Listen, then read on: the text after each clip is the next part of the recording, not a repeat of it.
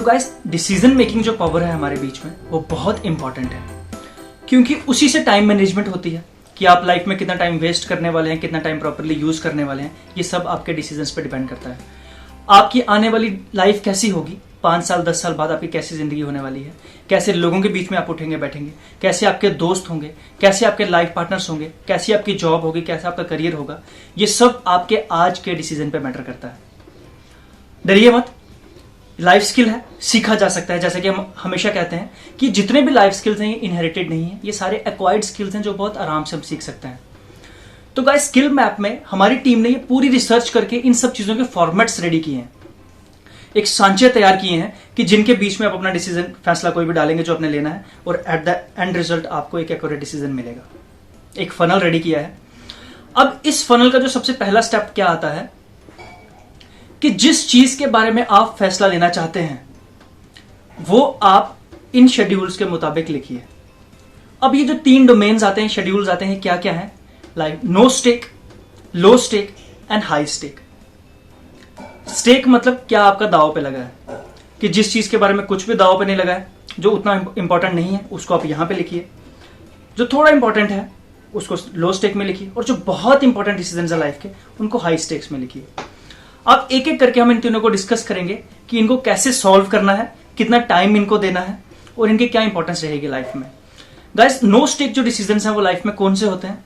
जो daily life events हैं, जो फ्रीक्वेंट इवेंट्स हैं लाइफ में, जो होने ही होने हैं।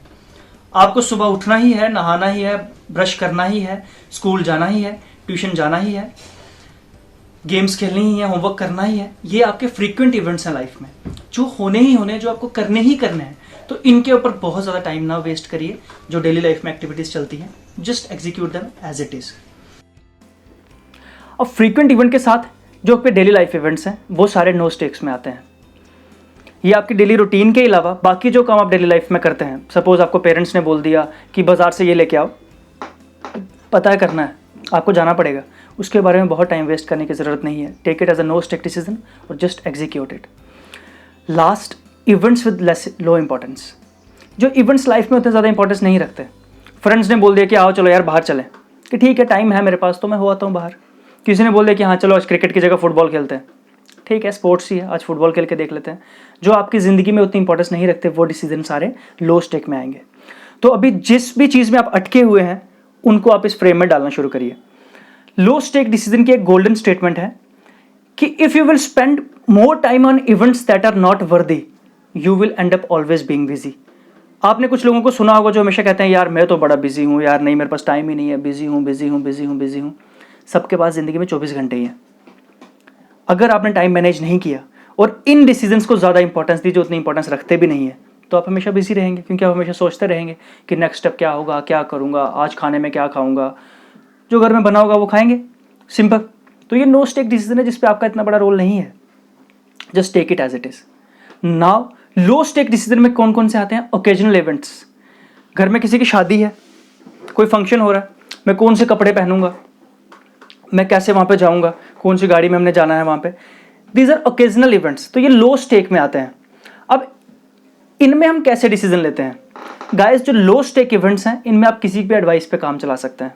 आपने किसी से पूछ लिया यार मैं इन कपड़ों में कैसा लग रहा हूँ, अच्छा लग रहा हूँ, ठीक लग रहा हूँ, शीशे में देख लिया, आप सेटिस्फाइड है अपनी पर्सनैलिटी से, जस्ट करिए। इन पे भी बहुत ज़्यादा टाइम वेस्ट करने की ज़रूरत नहीं है। हाँ आपने एडवाइसेस ले ली, गूगल पे देख लिया कि हाँ यार ये ड्रेस कोड मेरा बहुत अच्छा लग रहा है, ये कपड़े मुझ पर बहुत सूट करेंगे, वहाँ पे आपने देख लिया, तो just execute it as per someone's advice. Low stake decision में किसी के एडवाइस पे चलने पे कोई नुकसान नहीं है। आई एम रिपीटिंग अगेन कि जब डिसीजन लो स्टेक में आ जाए, जब इस कैटेगरी का कोई इवेंट हो या इस कैटेगरी का कोई डिसीजन लेना हो, तो वो किसी के एडवाइस पे भी अगर आप लेते हैं तो उसका कोई आपको नुकसान नहीं होने वाला। ज़्यादा से ज़्यादा क्या होगा कि थोड़े से कम अच्छे कपड़े होंगे, कोई बात नहीं, ओकेजनल इवेंट है, एक दिन होगा फिर चला जाएगा। नेक्स्ट जो लो स्टेक में आता है एंटरटेनमेंट। आप कोई मूवी देखने जा रहे हैं, अब मूवी देखने से पहले आप क्या करते हैं? रिव्यूज़ देख लो यूट्यूब पे, क्या इसके रिव्यूज़ अच्छे आ रहे हैं, IMDb पे इसकी क्या रेटिंग आ रही है। किसी रेस्टोरेंट पे जाना है, किसी फ्रेंड से पूछ लिया आपने कि यार कल तुम वहाँ गए थे, कैसा था वहाँ का खाना, अच्छा था, ठीक है, आप भी गए, एग्जीक्यूट कर लिया। उसके बारे में बहुत ज़्यादा सोचने की ज़रूरत नहीं है, आप किसी की एडवाइस पे काम चला सकते हैं। जो ओकेजनल इवेंट्स हैं या फिर एंटरटेनमेंट इवेंट्स हैं, इन पे आप किसी की भी एडवाइस पे काम चला सकते हैं। लास्ट है कुछ रैंडम इवेंट्स अगर आते हैं जो इंपॉर्टेंट है लाइफ में। हम आपके स्कूल में आए या फिर आपको इंटरनेट ऐड दिखी स्किल मैप की, और आपने एक डिसीजन ले लिया, अब इसको अपने लो स्टेक में प्लेस कर दिया, किसी की एडवाइस ले ली या रिव्यूज़ देख लिए यार कैसा है, रैंडम इवेंट था, रैंडम आया, आपने उस पर एक डिसीजन ले लिया कि चलो ठीक है मैं एक बार देख लेता हूँ कि ये क्या है, तो हो सकता है ये डिसीजन आपकी लाइफ चेंज कर दे।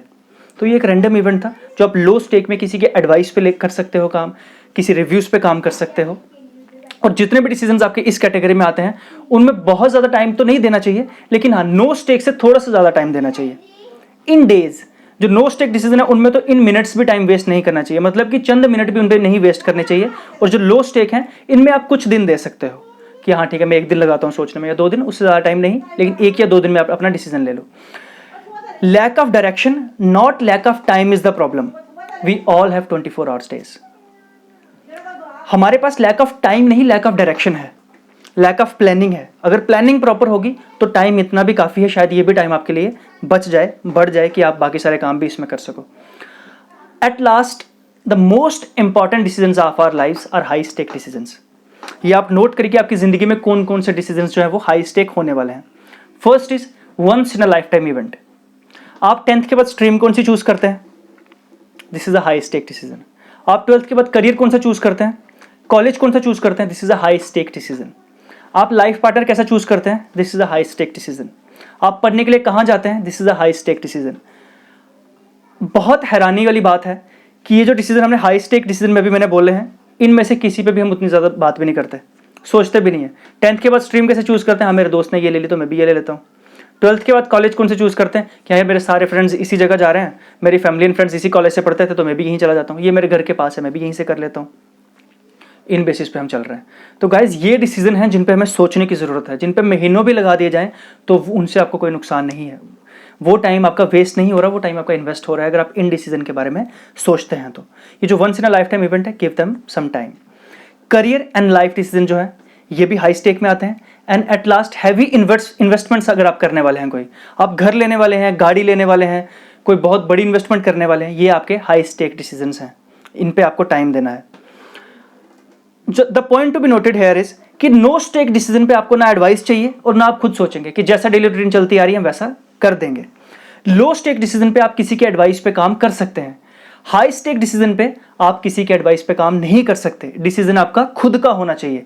आप एडवाइस ले सकते हैं लेकिन सिर्फ उनसे जो उस फील्ड में बहुत एक्सपर्ट हों या फिर उस फील्ड में उन्होंने बहुत एक्सेल किया हो, बहुत काम किया हो ऑलरेडी उस फील्ड में, तब जाके आप उनके एडवाइस ले सकते हैं, लेकिन फिर भी डिसीजन आपका होगा।